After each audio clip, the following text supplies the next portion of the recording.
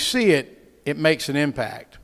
And when you see these areas, and I had a number of members when we saw this happening, and we knew we were coming into session, they say, we wanted to do something. We wanted to take a stand on behalf of the state of North Carolina and make our voices known, that we stand with Israel, that we stand for protecting these people, we stand for protecting this nation, because it's what's right.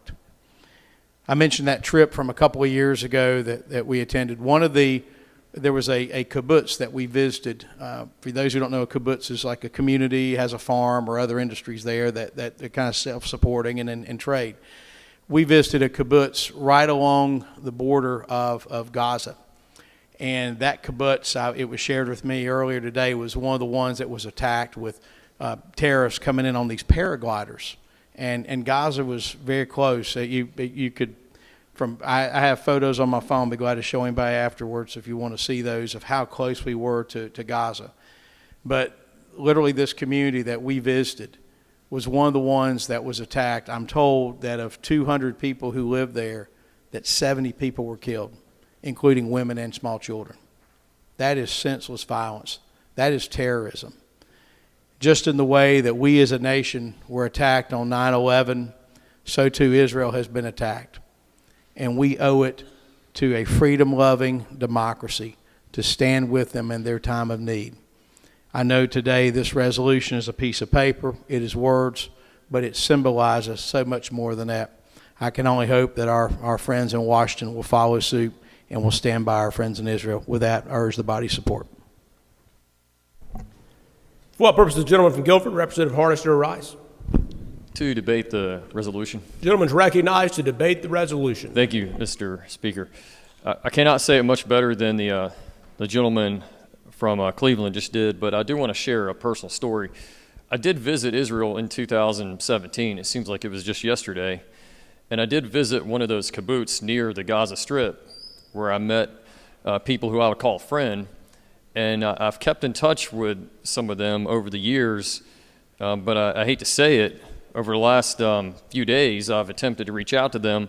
Some of them I've made contact, and others I've not been able to make contact with them, which indicates, unfortunately, their fate is uncertain. This particular kibbutz that I visited near the Gaza Strip was in fact so close, I believe it was less than a mile away, and they have sustained a fairly significant death toll, violence, and if you've not seen the footage, I would recommend that you watch it. And the reason why I recommend you watch it is because you need to see what evil looks like. This is what evil looks like, and it does exist. It does exist in this world. Currently, the death toll in Israel is somewhere around 1,000 Israeli citizens, over 2,000 wounded. Unfortunately, that's likely to escalate. The footage that you might not want to see, you should see, because you need to know what evil looks like, will show you where innocent civilians have been murdered in cold blood. And we're talking about elderly, we're talking about children, we're talking about infants. And a report came out just earlier today that over 40 infants were killed and some of them beheaded. And I hate to say that here on the House floor, but that's the truth. That's what happened. Elderly people were kidnapped, and their fate is uncertain, and it appears that Hamas could begin execution soon. Israel's responded, and they've responded with strength and resolve, and it's incumbent on us, this country, to also stand with Israel against tyranny and against evil where it does exist. This country, the United States of America, cannot afford to let evil like this continue and to not respond to it. I pray for our friends in Israel. I pray for peace. I pray that our leaders in Washington will remain resolute in response to this terrorist attack, to this act of evil. I commend this resolution, and I hope we have a strong vote on it today and show the world that North Carolina stands strong with our friend, the state of Israel, and urge members of Congress and the Biden administration to remain strong and resolute as we deal with this terrible tragedy that reflects the worst in humanity. But all that said, I'm optimistic that the civilized world will stand together and that multiple countries and allies of Israel and allies of the United States will remain resolute and strong as the situation unfolds. I commend the resolution. For what purpose, the lady from Wake, Representative Perret, rise. To debate the resolution. Lady has the floor. Thank you, Mr. Speaker. Members, I rise today to provide emphasis on what we heard today from my colleagues, Speaker Moore and Representative Hardister, and express how important it is that we as a body come together today to support House Resolution 897, which urges the United States Congress to fully and unequivocally support Israel for as long as it takes.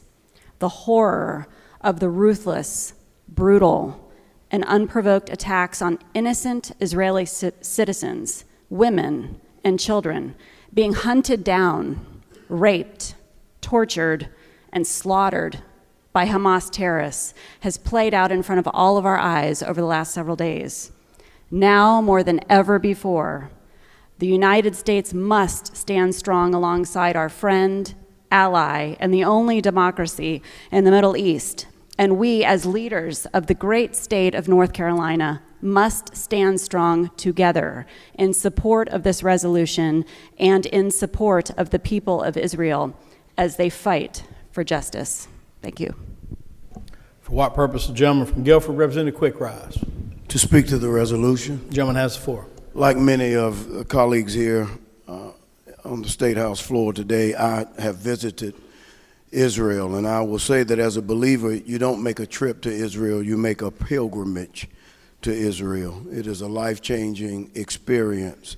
Although it's been some years since I was there, it still resonates in my heart, the scenes that I saw and how the Bible that I read and love came to life, to see places where things that are written in the Bible actually took place. It is also heartbreaking that in the land that should be known for peace, that this most recent spate of violence adds to the record of violence that takes place over and over in this one particular plot of land on this earth. So I support this resolution, knowing that this simple statement from this body will not address the centuries of heartbreak that have taken place in what I deem and what many deem the Holy Land. And I pray and I ask that everyone who believes in the power of prayer to join in prayer, that this violence will be short and that a peaceful resolution will come at some point in time, because that beautiful land does not deserve to see so much bloodshed over and over again throughout again, that Holy Land. Thank you, Mr. Speaker. For what purpose, the gentleman from Cumberland, Representative Lucas, rise. To speak on the resolution. The gentleman has the floor. Thank you, Mr. Speaker. And before I speak, allow me to say that I don't attempt to be biased in my support for the state of Israel. I've signed this resolution, and I sincerely, with all my heart, believe that Israel has the right to exist. They should have that right. We, as a country, ought to insist and assist them with this right. But I want us to be real cautious in our haste to reach or strike retribution. The retribution should be directed to, as we said, those terrorists that we identify from the Hamas perspective. Many of them are thought to reside in Gaza. I've not been to Israel or Gaza, but I know what I've read, and I think you probably have too, that the citizens of Gaza are in a constrained place, real tiny. Probably the population is greater density than anything that we have here in the United States. 2 to 3 million people in this constricted area, and of that large number of people, the large percentage of them are very poor and They're the least of these, and they're innocent. They're still human beings. They ought to have the right to have food. They ought to have the right to have electricity. And God knows the body cannot exist without water. So in our quest to strike a balance, please remember that these are still people there too. Most of them innocent. Don't forget that. Further discussion, further debate? If not, the question for the House is the passage of House Resolution 897 on second reading. Those in favor will vote aye. Those opposed will vote no. Clerk will open the vote.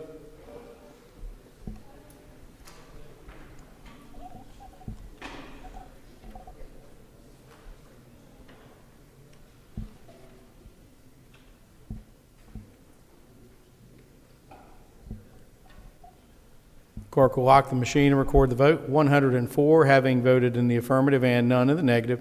House Resolution 897 passes its second reading, is ordered and rolled and printed.